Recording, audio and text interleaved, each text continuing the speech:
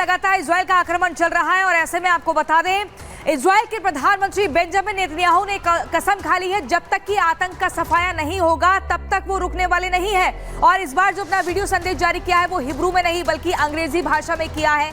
लगातार 3 मोर्चों पर आईडीएफ की सेना जो है वो हमले कर रही है, जिसमें अगर हम लेबनान की बात करें, सीरिया की बात करें या फिर गाजा की बात करें, लगातार बमबारी हो रही है, जिसमें 17 लोगों की मौत की खबर भी मिली है। और ऐसे में हमले ताबड़तोड़ हो रहे हैं। इस मैप के जरिए भी आप देख सकते हैं कैसे इजराइल हमले कर रहा है। 3 तस्वीरें आपको दिखा रहे हैं। बेरूत पर बमबारी होती है, सीरिया पर अटैक होता है, गाजा पर हमला किया जाता है। ये तस्वीरें आप देखिए कैसे सीरिया के दशमिक में इजराइल ने हमला किया और इस हमले में 7 लोग मारे गए हैं। बताया ये जा रहा है कि दशमिक अटैक में ईरान दूतावास के पास भी ये बड़ा हमला किया गया है। सीरिया पर अटैक होता है, प्लान सेट है और जब तक आतंकियों का खात्मा नहीं होगा तब तक ऐसे ही युद्ध चलेगा। एक रिपोर्ट आपको दिखाते हैं।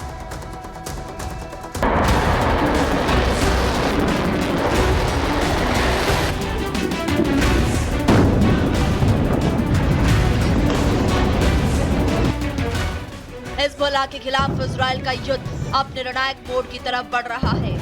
हमास की तरह अब हिजबुल्लाह की टॉप लीडरशिप भी इजराइल के निशाने पर है। पिछले कई दिनों से जारी अटकलों के बीच अब खुद इजराइल ने हसन नसरुल्लाह के उत्तराधिकारी माने जा रहे हाशिम सफीउद्दीन के मारे जाने की पुष्टि की है। खुद इजरायली प्रधानमंत्री बेंजामिन नेतन्याहू ने इसका ऐलान किया है।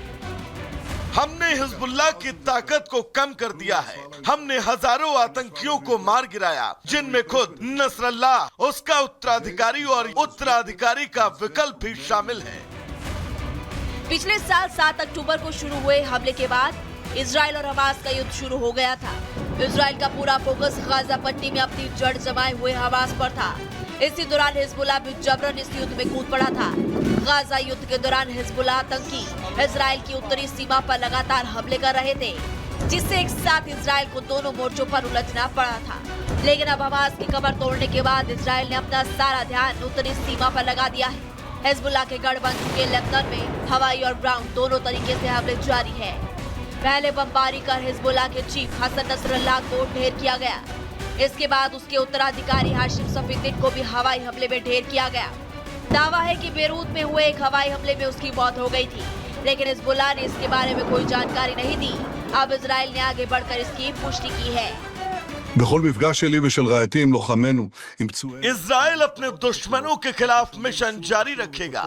हम ये तय करेंगे कि पिछले साल जो हुआ था वो फिर से न दोहराया जाए। जब तक दुश्मन हमारे देश की शांति के लिए खतरा बने रहेंगे तब तक ये जंग जारी रहेगी और जब तक हमारे बंधक गाजा में हैं, हम लड़ते रहेंगे। दरअसल चीफ के मारे जाने की खबरों पर हिजबुल्लाह ने चुप्पी साध रखी है। हाशिम सफीउद्दीन की कोई नई तस्वीर भी जारी नहीं की गई। नसरल्लाह की मौत की पुष्टि के बाद एक वीडियो सामने आया था। इस वीडियो के बाद कोई तस्वीर बयान नहीं आया। हाशिम सफीउद्दीन के बाद नए चीफ के बारे में भी कोई खबर नहीं है।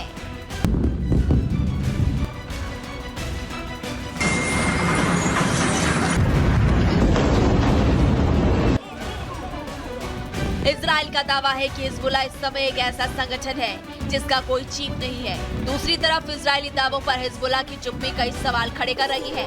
माना जा रहा है कि हिजबुल्लाह के खिलाफ हिजबुल्लाह के चीफ को जिस तरह से इजराइल निशाना बना रहा है, उससे हिजबुल्लाह के अंदर डर का माहौल है, क्योंकि नए चीफ के नाम के खुलासे के बाद एक बार फिर वही शख्स इजराइल के निशाने पर आ जाता है। Bureau report, Republic Bharat. तो जिस तरीके से इजराइल की ओर से ताबड़तोड़ हमले किए जा रहे हैं, तमाम सवाल खड़े हो रहे हैं। इसी पे करेंगे बड़ी चर्चा। हमारे साथ जुड़ रहे हैं हमारे खास मेहमान कर्नल शैलेंद्र।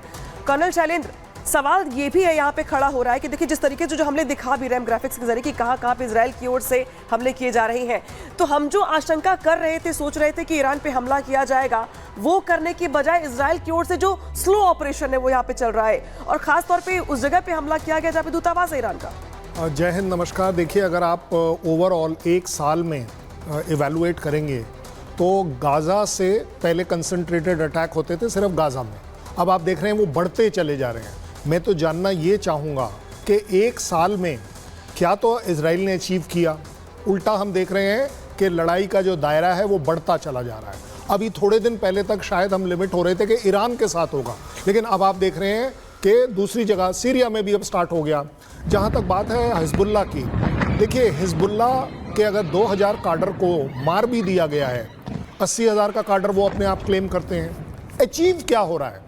मैं कह रहा हूँ यूनाइटेड नेशंस क्या कर रहा है, यूएस क्या कर रहा है। फ्रांस का प्रेसिडेंट बोलता है कि हथियार देने बंद करने चाहिए, लेकिन हम सपोर्ट करते हैं। ओवरऑल अगर आप देखेंगे तो जीत जो हुई है वो सिर्फ एक चीज़ की हुई है कि दुनिया में ये प्रूव हो गया है कि अगर आप टेररिज्म के खिलाफ स्टैंड लेते हैं तो आपको काउंटर कोई नहीं कर पाएगा। You can go on and on and on. लेकिन हार किस बात की हुई है? हार हुई है वो 40-42 हज़ार लोग जो पैलेस्टीन के, इजराइल के, 2000 हिजबुल्लाह के, किसके मारे गए हैं। साथ ही साथ हार हुई है मानवता की। मानवता बार बार हार रही है क्योंकि आप देख रहे हैं कि टेररिज्म कम नहीं हो रहा। अगर हिजबुल्लाह में कम होता, ईरान उसे सपोर्ट कम करता, अभी तो हुतीज़ का जो मेन प्ले है वो आना बचा हुआ है, अभी तक तो सिर्फ स्ट्राइक्स हैं।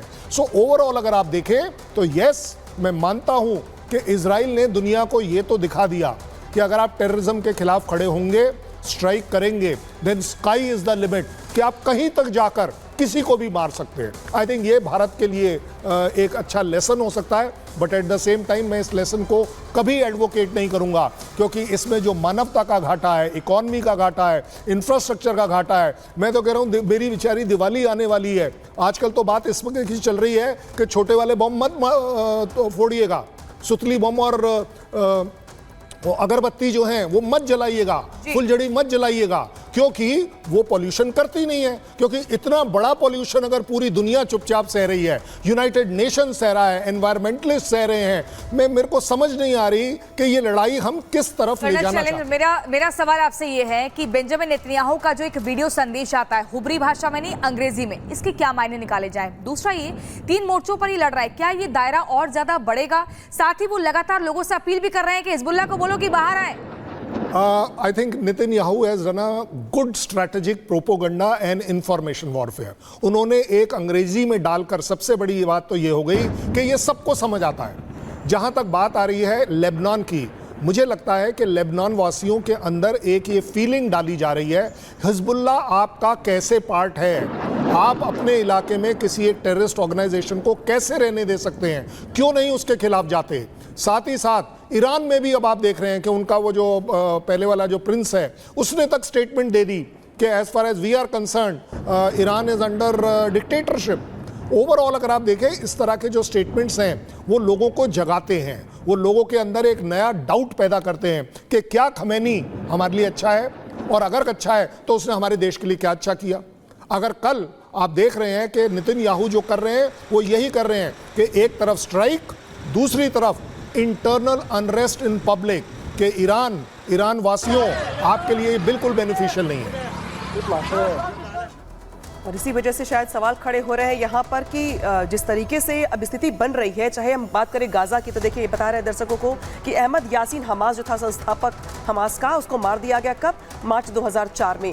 इसी के साथ साथ देखिए जो गाजा है अब उसकी तरफ लेबनान भी आगे बढ़ रहा है, लेकिन जो तस्वीर निकल के सामने है वो क्या आई, वो देखिए शैलेंद्र, मैं सवाल पूछ भी रही हूँ आपसे, ये भी सवाल पूछ रही हूँ मैं कि जिस तरीके से अब देखिए 4 फ्रंट्स पे इजराइल वॉर लड़ रहा है, लेकिन वॉर लड़ने के साथ साथ अटैक उस पर भी तो हो रहे हैं। तो ईरान पर डायरेक्टली अटैक करने के बजाय अगर इजराइल की ये रणनीति है कि पहले कमजोर करें हम उनको, तो ये युद्ध और लंबा खींचेगा। कितना लंबा खींचेगा? और ये अगर आप ईरान वाले लड़ाई को इंक्लूड करना चाहते हैं तो मैं कहता हूं ये लड़ाई चलती रहेगी। इसी तरह अगर आपको याद रहेगा, रूस और यूक्रेन में भी बोला गया था कुछ महीने ऑपरेशन ये और वो, लेकिन जब इस तरह की लड़ाई होती है इसका एंड अपने आप में जब तक डिसाइड नहीं होगा, जब तक के मिडिल ईस्ट के countries, south Asian countries, United nation, US बैठकर डिसाइड नहीं करेंगे कि हमें इसे रोकना है। और मैं तो कहता हूं ईरान और जो मिडिल ईस्ट कंट्री है, एक सिंगल एक्शन के ऊपर यह लड़ाई रुक सकती है। होस्टेजेस को छोड़ दीजिए, बात खत्म हो जाएगी। आप देखेंगे ये जिस टीम पर चल रहा है, जिस ताकत पर चल रहा है, जिस रिवेंज पर चल रहा है, वो अपने आप में रुक जाएगा। लगातार बेंजामिन नेतन्याहू की जो बॉडी लैंग्वेज है, जो पूरी तरीके से लगातार एक वो बना हुआ है एग्रेशन, वो लग रहा है कि अभी थमने वाला नहीं है। एक ब्रेक के लिए हमें रुकना होगा, फौरन लौट रहे हैं, चर्चा लगातार जारी रहेगी। ब्रेक के बाद भी खबरें जारी हैं, आप देखते रहिए रिपब्लिक भारत।